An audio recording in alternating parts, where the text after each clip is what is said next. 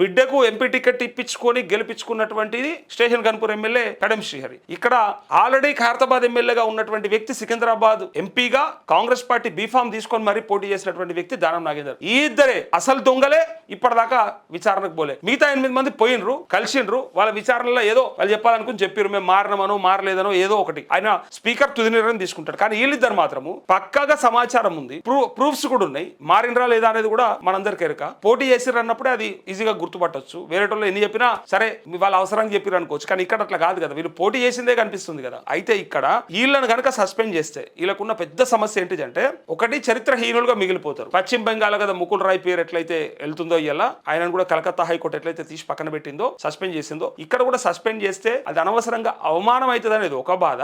ఇంకొకటి ఏంటంటే 6 సంవత్సరాల దాకా మళ్ళీ పోటీ చేయరాదు. అంటే ఈ 6 ఏళ్ళు అనే మెలకు ఎందుకు పెట్టారు తెలుసా? ఒకవేళ 5 ఏళ్ళు పెట్టుంటే అగో ఇట్లా నెలలనే మళ్ళా పోటీ అంటే అనర్హత నుంచి అంటే అనర్హత వేటు వేస్తే ఒక గెలిచిన నెలలనే మళ్ళీ 5 ఏళ్ల తర్వాత ఒకవేళ 6 నెలలు పోస్ట్ పోన్ కూడా జరుగుతాయి కొన్నిసార్లు ఎన్నికలు. సో ముందు కానీ వెనక్కి కానీ జరుపుకోవచ్చు, అది ప్రభుత్వాలకు ఉన్నటువంటి హక్కు అది. సో 6 నెలలు వెసులుబాటు, అది హక్కు కాదు వెసులుబాటు. సో 6 నెలలు అవతల పడ్డా కూడా 6 ఏళ్ళు అనేది పెడితే ఏంటంటే ఎటు తిరిగి ఒక ఎన్నికని వాళ్ళు డిస్క్వాలిఫై కావాలి. అంటే ఎటు తిరిగి ఒక ఎన్నికకి వాళ్ళు అనర్హత ఉండాలి. అంటే ఆ టైంలో అర్హత సాధించకూడదు, అంటే వాళ్ళు పక్కకు ఉండాలి. ఎందుకు పక్కకు ఉన్నారు అంటే అందరూ అడగాలన్నట్టు, అచ్చా మొన్న సస్పెండ్ అయిన అందుకే పక్కకు పెట్టిరని. సో ఎటు తిరిగి 6 ఏళ్ళు పెడితే ఏ సంవత్సరంలో ఏ టైంలో 5 ఏళ్ల పాలనలో 5 ఏళ్ల కాలంలో పదవీ కాలంలో ఏ సంవత్సరం డిస్క్వాలిఫై అయినా ఒక ఎన్నికకు వాళ్ళు ఉప ఎన్నికకి లేదా ఒక ఎన్నికకి వాళ్ళు అర్హత సాధించకూడదు అనమాట.